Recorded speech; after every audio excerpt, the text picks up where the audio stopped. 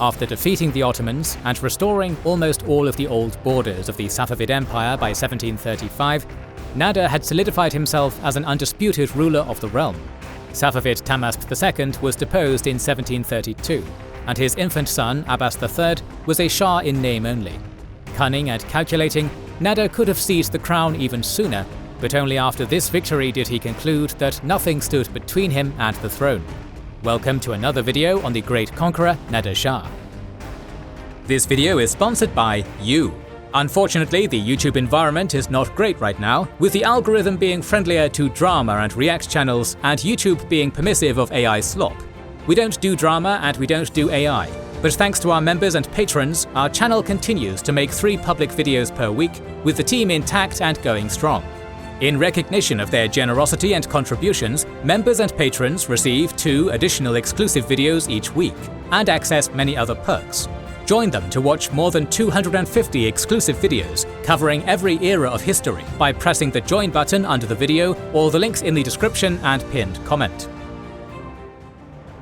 The victory over the Ottomans and the subsequent restoration of the western and northwestern provinces of the Safavid Empire were a major triumph for Nader. The Safavid dynasty was a shadow of its former self. By this point, the ruling family of Iran carried ideological symbolism for some of the empire's elites, but had no military, economic, or political power to assume real authority.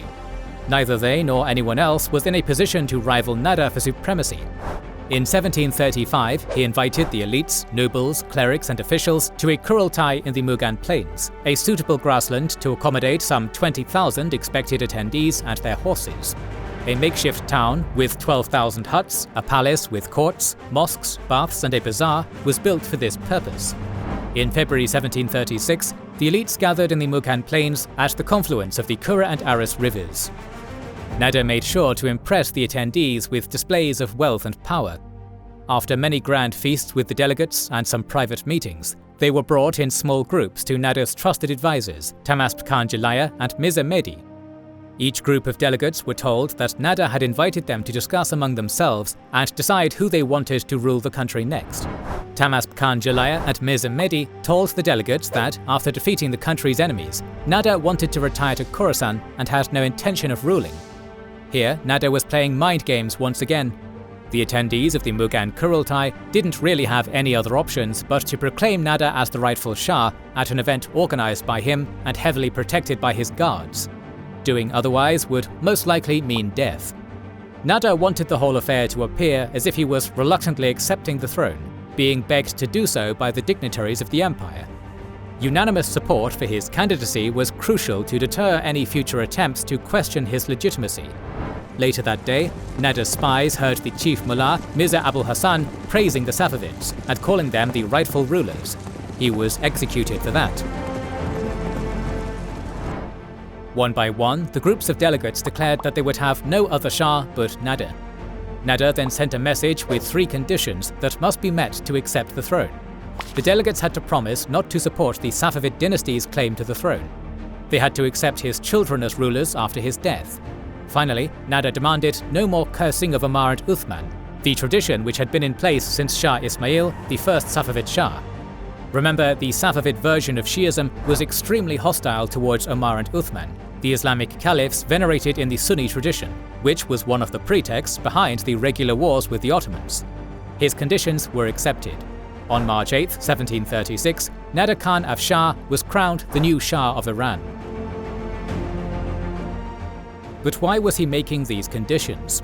By making the elite swear to never support other contenders to the throne and support the succession of his children, he was making one thing clear. This was the end of the Safavid dynasty. No more puppet Shahs from the old dynasty. He wanted to rule as a Shah, but he also intended to create a new dynasty that would rule Iran for centuries to come. And by imposing truly revolutionary changes to religious policy, he wanted to weaken one of the Safavid dynasty's main sources of support, the Shia clerics. One of the motivations behind this decision was to take over the majority of religious lands, which until then were used to pay the salaries of mullahs, maintain mosques and religious schools, and in general allow for a comfortable life for the large clerical class of the Safavid Empire. From now on, these lands and revenues from them would be given to distinguished soldiers of Nader Shah's army. But aside from any political calculations, from a purely personal standpoint, Nader was not a religious man and wanted to break from the most conservative elements of Shi'ism. The main figure of the Shia doctrine, Imam Ali, was still to be venerated, but his mention as Allah's viceroy was to be omitted from the call to prayer. The marked departure from the centuries-long dominance of Shi'ism in the empire is evident in the diplomatic talks with the Ottomans to conclude the war won by Nader. In October 1736, they signed a treaty in Constantinople that recognized Nader's territorial gains in the Caucasus and the Middle East, essentially restoring the old border between the two empires. The Ottomans also recognized Nader as the new Shah of Iran. But the important feature of the talks with the Ottomans was religion, which makes Nader Shah's ideas about the religious policy he intended to conduct in his empire clearer. Remember, the Ottomans controlled Mecca and Medina, the holiest cities of Islam. The Ottoman Sultan was the Caliph of Islam, so they were considered the de facto guardians of Islam, and Nader needed their recognition for the legitimacy of his version of Islam. Nader Shah's envoys told the Ottomans that they had renounced their former beliefs and had taken Imam Jafar, the sixth Imam of Shia tradition, as the symbolic leader of their mazhab. And he asked the Ottomans to recognize Jafarism as the fifth school of Sunni Islamic law. So, on the one hand, Imam Jafar was revered in the Twelver tradition, and choosing him as the reference point was Nader's attempt not to alienate his Twelver Shia subjects too much. On the other hand, he was selling his new policy to the Ottomans as a return to Sunni Islam. At the time, the Kaaba in Mecca had 4 Imams' pillars for each school of Sunni jurisprudence: Hanbali, Maliki, Hanafi and Shafi'i. Nader Shah demanded that the 5th column be erected in honor of Imam Jafar. He also asked for recognition of an Iranian Amir al-Hajj, leader of the pilgrimage, who would lead the pilgrims from Nader's empire to Mecca. The Ottoman Sultan never recognized Nader's attempt as a religious rebranding, and, at risk of giving a spoiler, Nader Shah's reign was not long enough to push through his religious vision.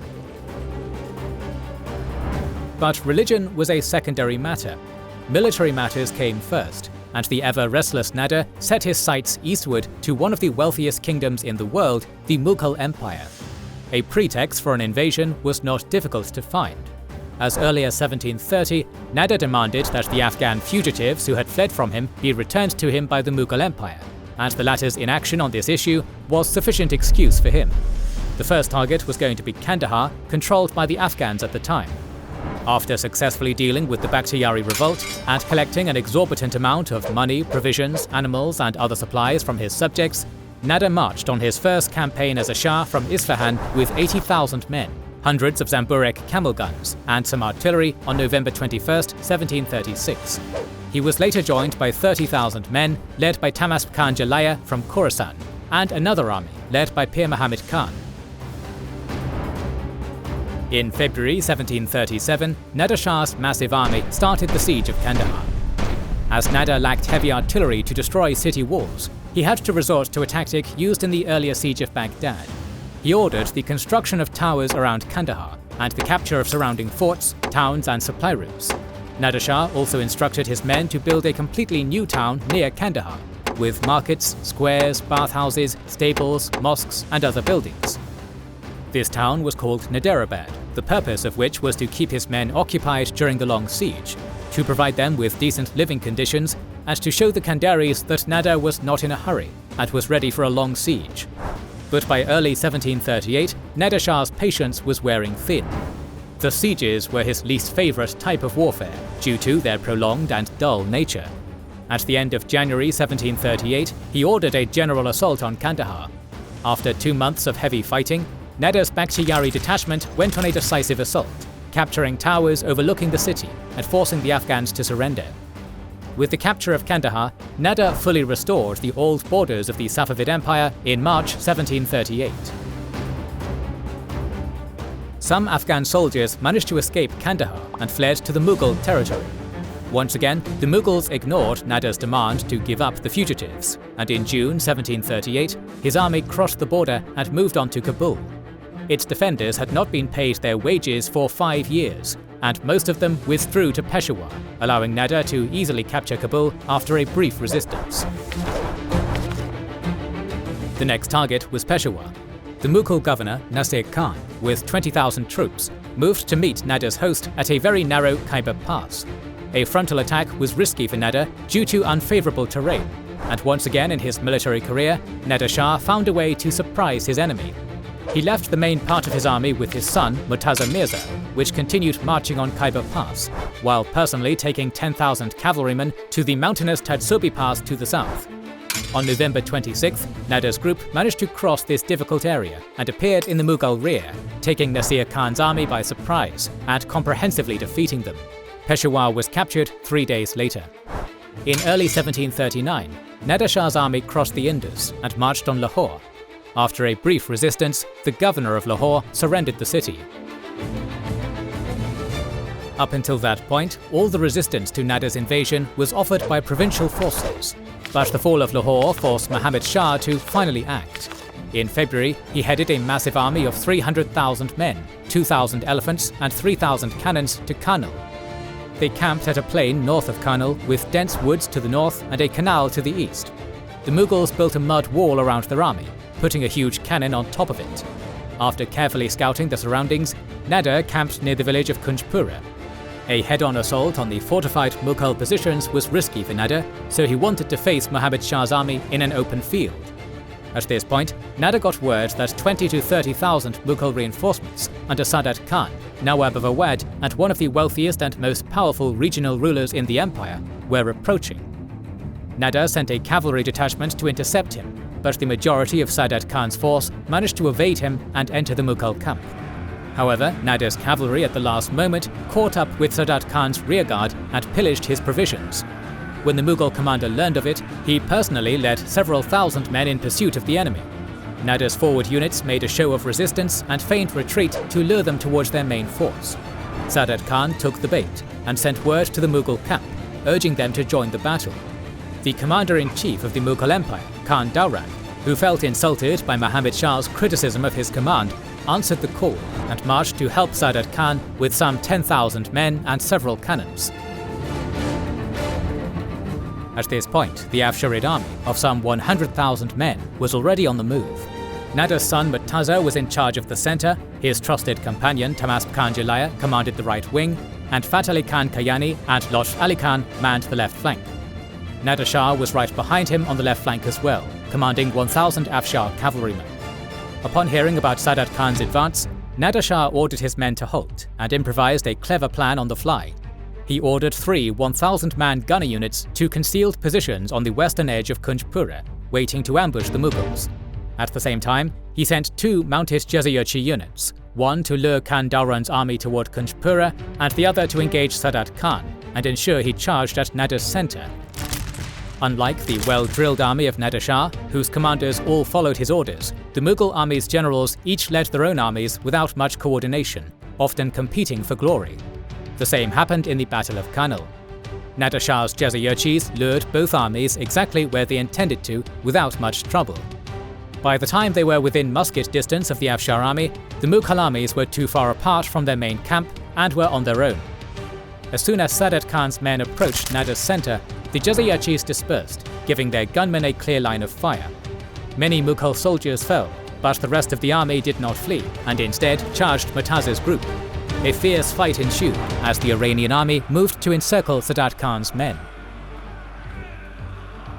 The result of the initial contact between Nader Shah's and Khan Dauran's armies was worse for the Mughals, whose elephants were easy targets for Nader's musketeers and camel gunners.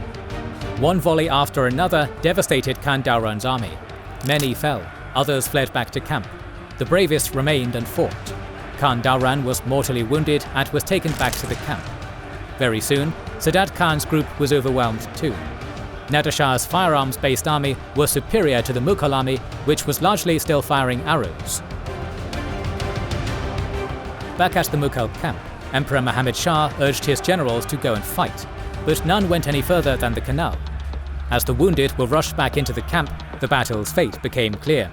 Nader Shah did not order his army to pursue those who fled or make a decisive charge on the camp, since the vast majority of the Mughal army was still intact. Instead, he decided to surround the camp and place it under blockade, preventing any provisions from reaching the demoralized Mughal army. But as soon as word of defeat and the death of many noblemen reached the camp, it fell into disarray. The army turned into a mob. tents, baggage and other property of the fallen noblemen were ransacked. Nader Shah won the Battle of Karnal on February 24, 1739. Understanding the direness of their situation, the Mughals sued for peace. Emperor Muhammad Shah's closest advisor, Nizam al-Mulk, went to Shah Nader's camp, conceding defeat and arranging for a meeting with the emperor. On February 26th, the two emperors met. As a gesture of respect, Nader Shah personally greeted Muhammad Shah at the entrance of his tent, invited him inside, and offered him a cup of coffee. According to the contemporaries, they spoke in Turkic to stress their common Turkoman ancestry. But despite the courtesy Nader Shah had shown to Muhammad Shah, the superior position in this relationship was very clear. The crumbling Mughal Empire was at Nader Shah's mercy. The sources do not report on the exact amount of tribute discussed by the sides at this meeting, but it was an acceptable sum for Muhammad Shah. He was allowed to return to his camp on that day. However, later the Mughal ministers captured by Nader Shah told him that he could ask for way more. Nader summoned Muhammad Shah to his camp a few days later once again, and he was kept under guard there. The Mughal army scattered, leaving their belongings and horses to the victors. On March 20th, 1739, Nader and his massive army entered Delhi. But this occupation was far from peaceful. The people of Delhi rioted against the foreign invaders, killing 3,000 soldiers of Nader's army on March 22nd. The response was devastating. Close to 30,000 people living in Delhi were massacred in the ensuing days. Nader's occupation of Delhi did not last long. Muhammad Shah agreed to concede the territory captured west of the Indus to Nader Shah, along with marrying his daughter to Nader Shah's son, Murtaza Mirza. Most importantly, the Mughals were forced to pay a massive tribute in gold, silver, jewels, other valuables, elephants, the Peacock Throne of the Mughal Empire, and other artifacts. It is difficult to put a monetary value on these excessive war reparations. Michael Axworthy claims a number close to 700 million rupees.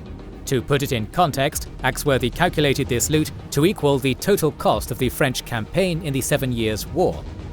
The loot from India was so massive that it allowed Nader Shah to pay his army and declare a 3-year tax-free regime in his empire, giving his subjects brief relief before they were put under further economic strain by new campaigns. Nader's decisive victory in India made him world famous as one could be back in the 18th century. His rather easy victory also signalled the bankruptcy of the Mughal Empire and put the British Empire on notice. But it was not all good news for Nader Shah. At the time of his Indian campaign, sources started reporting about symptoms of digestive and urological illness, which were going to make him increasingly depressive and paranoid. We're going to talk about this, the deterioration of his rule, and more campaigns in Central Asia and Dagestan in our next video. For now, Nader was at the zenith of his power. If you don't want to miss our next episode on Nader and many other historical videos, make sure you are subscribed and have pressed the bell button to see them. Please consider liking, subscribing, commenting and sharing, it helps immensely. Recently, we've started releasing weekly Patreon and YouTube member exclusive content. Consider joining their ranks via the link in the description or button under the video to watch these weekly videos, learn about our schedule, get early access to our videos, access our private Discord, and much more. This is the Kings and Generals channel, and we will catch you on the next one.